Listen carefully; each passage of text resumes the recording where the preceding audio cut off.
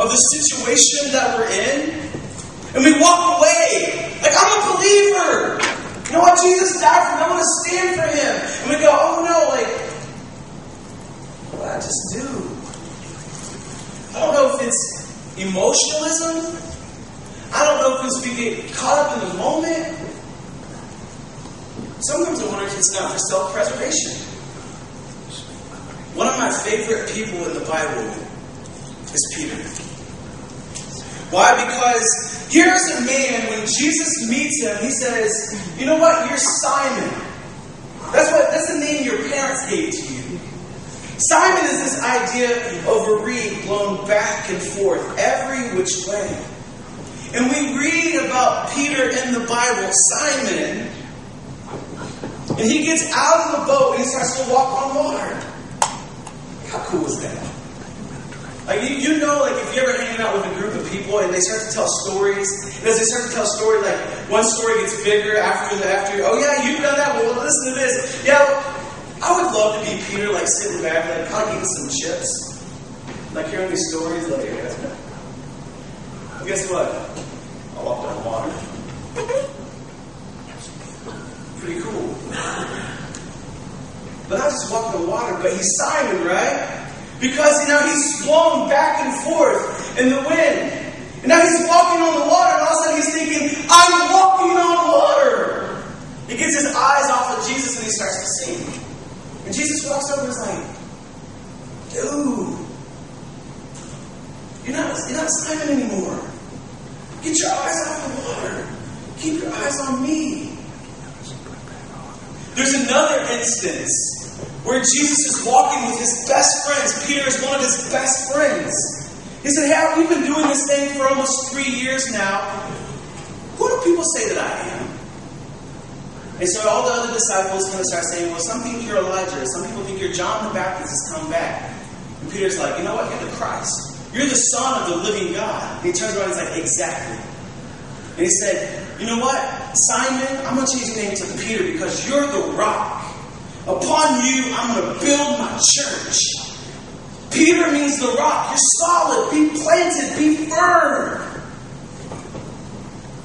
Then a few seconds later, as Jesus is talking about how his time has come, it's the end of his 3-year ministry, that he's going to be beaten and bloodied and crucified. He's going to die on a cross.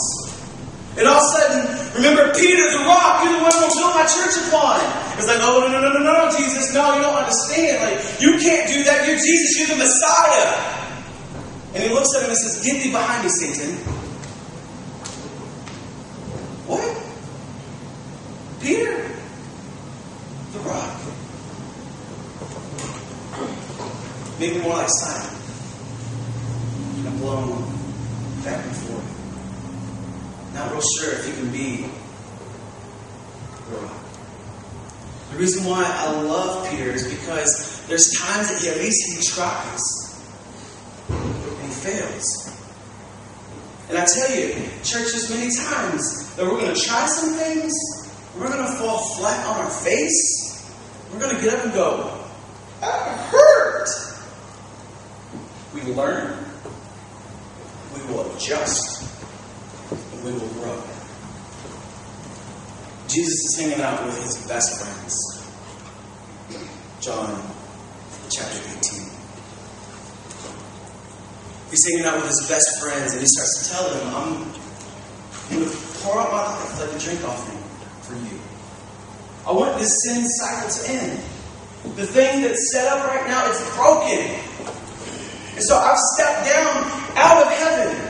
And I'm here to put death to death. I love reading in Genesis. Go and read at the beginning. God didn't create things to die. He created things to live forever. So the reason why he stepped out of heaven in the form of a human being named Jesus is because he wanted to put death to death. So now we'll have life, we'll have it everlasting. So he's explaining it to his best friends. And they go, well, if that's the case, I want to sit on your right, I want to sit on your left. And Jesus is like, you guys, you don't get it. It's not about sitting in the seat of honor, the seat of power, the seat of position. What you guys have to do, you have to be servant of all. And he showed them this love by stripping down and washing their feet. When we read that, we go, oh, that's so cool. But one of you are going to deny me. And Peter, the rock, which at times looks more like Simon, kind of blown back and forth by the wind, says, not me, Jesus. Even if everybody else falls away on account of you, I will never fall away. That's another reason why I find myself a lot like Peter. Kind of shoot from the mouth sometimes, like to talk big. Not realizing the implication of the words that I'm saying. Peter has no idea what he's saying. He thinks, you know what, you're right, I'm the rock, I'm going to stand firm. And Jesus is like, really? Because you're going to deny me 3 times before the rooster crows. It's the middle of the night, 3 times before the morning. And I love when you start to see where everybody's seated around this Lord's table, this Last Supper. Because then he says, actually, it's the person who I'm sharing the cup with. See, Jesus says the host would have been in the middle. The seat of honor would have been to his right. The person seated in the seat of honor, Judas Iscariot. You read that and you go, what? Judas has already agreed to betray Jesus 30 pieces of silver. And Jesus doesn't do the condemnation thing where he looks at him like, Judas, you fool, what are you doing, man? No. He just says, I know it. Jesus was never about condemnation. Jesus was never about shaking his finger at somebody. If anything, every interaction I see with Jesus is in this vein of correcting, rebuking, and encouraging. I love what Paul says in Romans chapter 5 and 8. While we were still sinners, while we were still enemies of God, Christ died for us. He's sitting with his enemies. They think they're his best friends. The one that has already agreed to betray him for 30 pieces of silver.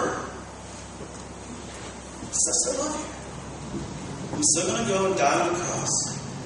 Because my love for you is greater than the pain that I'm going to go through.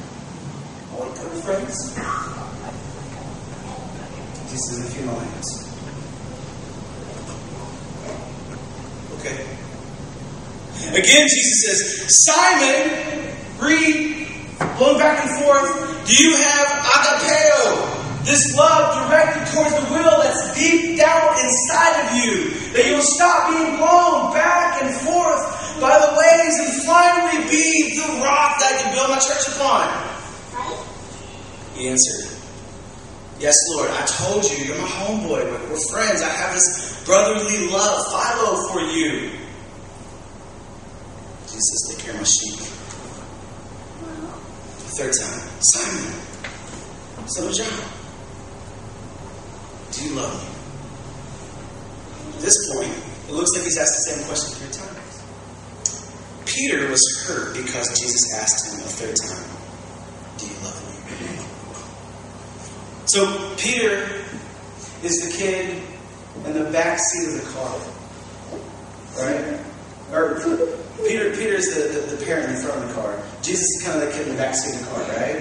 So the back seat of the car, we've been driving around different places, and Jesus is back here saying, Peter! For us, when we're driving somewhere, it's like this. Excuse me, mother, can I please have your attention? Okay, our 4 and 2 are probably not to all of this. Mom! Mom! Mom! Mom! Please look at me, Mom, or you're not looking at me! Right? So it's like we're right in the car. Right? Or especially if it's Dad. See, Amanda has much more grace than me, because usually if it's Dad, please look at me! Right? I'm in the front seat, and I turn around and I go, what? Stop yelling! Right, I'm yelling at you, telling me to stop yelling. We've had these interactions before. Right? We're hurt because the kid in the back seat is asking us the same question over and over and over and over and over again. That's Peter. Peter's back there saying, why do you keep asking me the same question over and over and over and over again? He says, yes, Jesus, of course I love you. And Jesus says, feed my sheep.